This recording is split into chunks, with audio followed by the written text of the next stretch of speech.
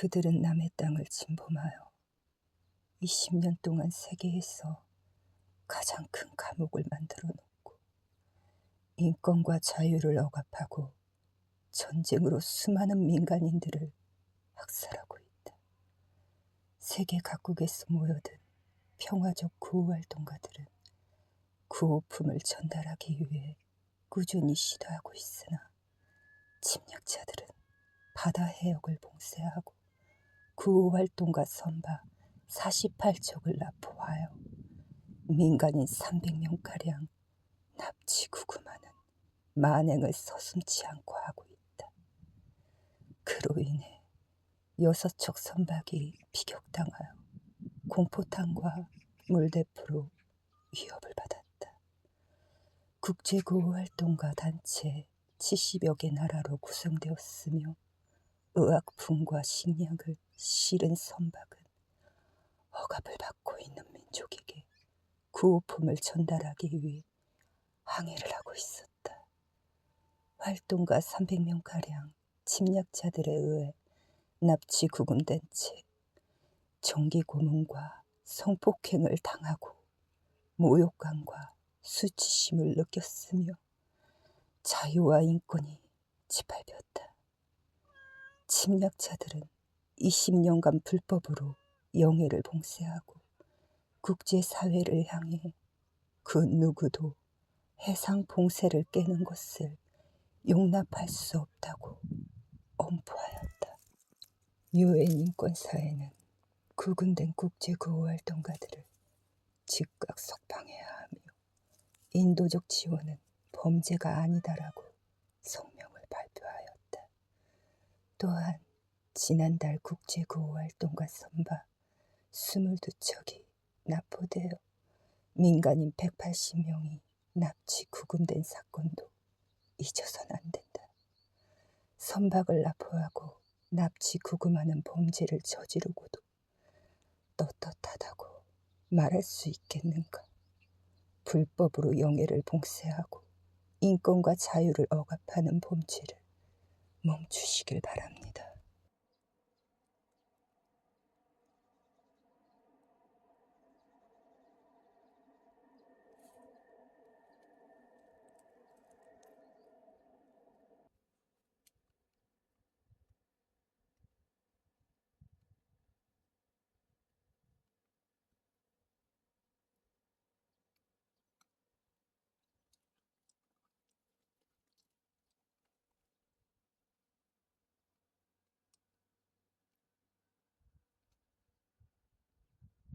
세계에서 가장 큰 감옥에서 억압을 받고 있는 민족은 전쟁의 포화 속에 부상자 17만 2천 명 정도로 그중 사지절당 등 뇌 손상된 부상자는 4만 3천 명 정도로 집계되었다. 사지가 절단된 민간인 5명 중 1명이 어린아이였으며 세계보건기구는 10,000명의 어린아이가 평생 장애를 안고 살아갈 거라고 우려하였다. 세계보건기구에 따르면 휠체어나 의족 등 18개 재활물품이 반입 허가를 기다리고 있으며 대기기간이 최소 5달에서 1년 정도 걸릴 거라고 추산하였다. 장기 재활치료가 필요한 사람이 5만 3천 명 정도인데 재활시설은 전무한 상황이라고 하였다. 전쟁으로 파괴된 상하수도 시설 90%로 인해 장염, 설사, 복통에 시달리고 있는 상태이다. 산모들은 출산 후 깨끗한 물이 부족해 감염으로 살이 썩어 들어가고 있으며 아기들은 분유조차 타먹을 수 없는 상황이라고 우려하고 있다. 식량, 의료품, 물 부족으로 인해 열악한 환경 속에 생활하고 있는 극우 민족들의 처참한 나날들이 지옥같이 느껴지며 고통 속에 살아갈 수밖에 없는 현실이 절망적으로 보입니다. 침략자들은 집단적 처벌 행위를 멈춰야 하며 국제법을 준수하지 않고 가치와 규범을 정당화시키지 말길 바랍니다.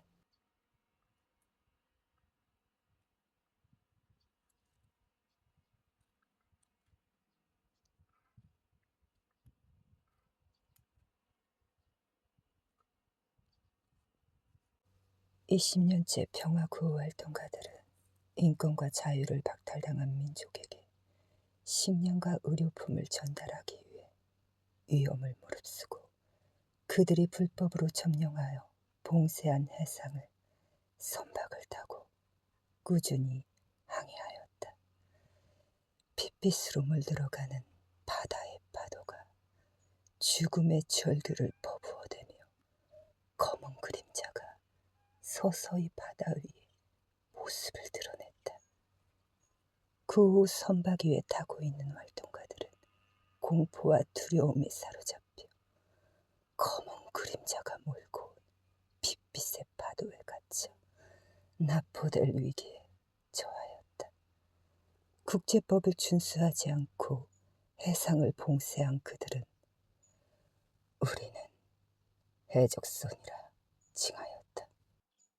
또다시 구호품을 전달하지 못하고 해적선에 납포되어 정당한 구호활동이 무산된다면 저들이 만들어 놓은 감옥에서 20년째 억압을 받고 있는 민족의 생사가 불투명해질 것이다. 검은 그림자가 일으킨 바다의 파도가 그 선박을 집어삼키며 지옥 땅에서 절규하는 민족의 한 맺힌 절망의 목소리가 우리의 마음을 아프게 하였다. 구호활동가 선박 48척에 탑승한 300명은 총격 소리에 제압이 되어 손발이 결박당한 채 납치 감금되었다. 무장한 군인들은 구호활동가들을 무자비하게 구타하고 가혹한 전기 고문과 여성들에게 성폭행을 가하는 끔찍한 짓을 범하였다. 인간이 아닌 짐승처럼 다루며 모욕적인 말과 행위로 수치심을 갖게 하였다.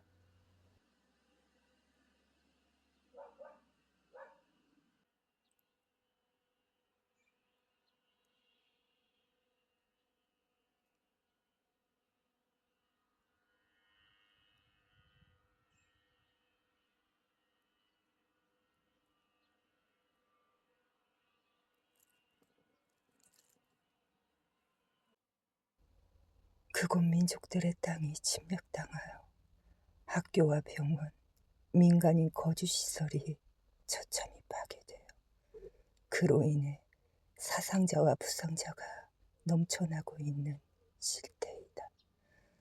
의약품 반입이 통제되어 제때 치료를 하지 못해서 살릴 수 있는 환자도 생명을 잃고 있으며 사지가 절단된 아이들은 엄마 품에 안겨 고통을 참지 못하고 속을 비울다 썩어 들어가는 팔다리의 통증을 견디지 못하고 짧은 생을 살다가 안타깝게도 죽어가는 아이들이 넘쳐나고 있다.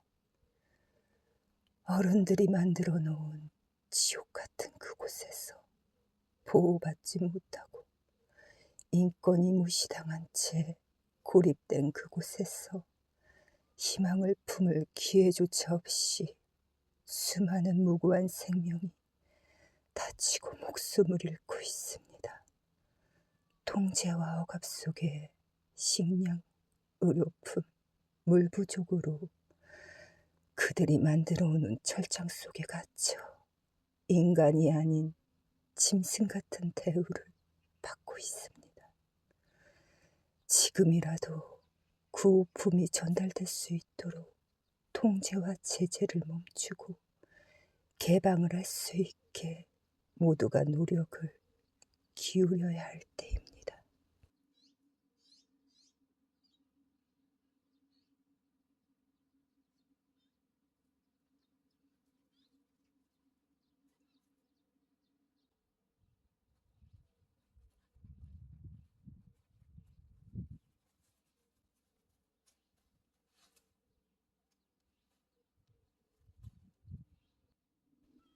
견고하고 단단한 높게 쌓은 장벽이 하늘의 주인인 것 마냥 세상을 내려다보고 있구나.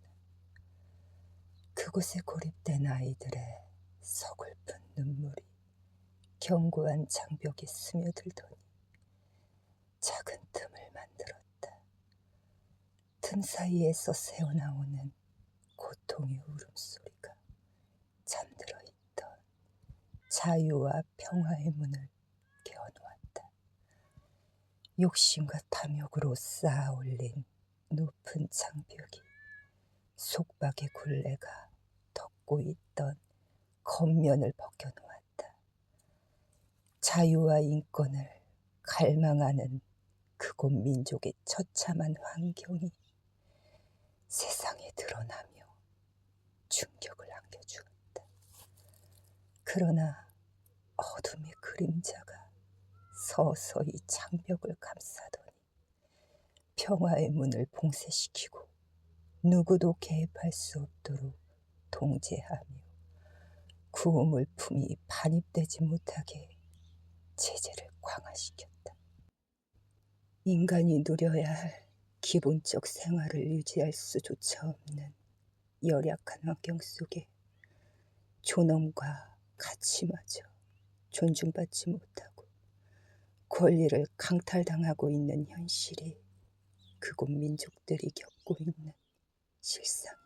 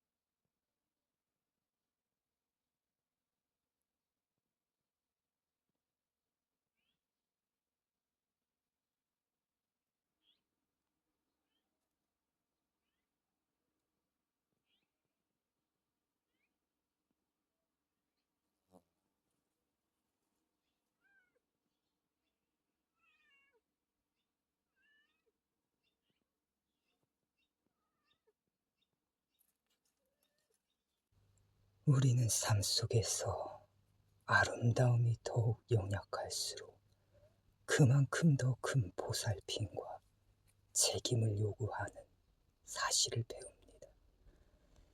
생명이 싹트는 동시에 죽음의 위협을 받을 때 정직한 마음을 지닌이라면 누구나 느끼게 되는 존엄성과 책임의 물결을 확고히 하고 격려하기 위함입니다.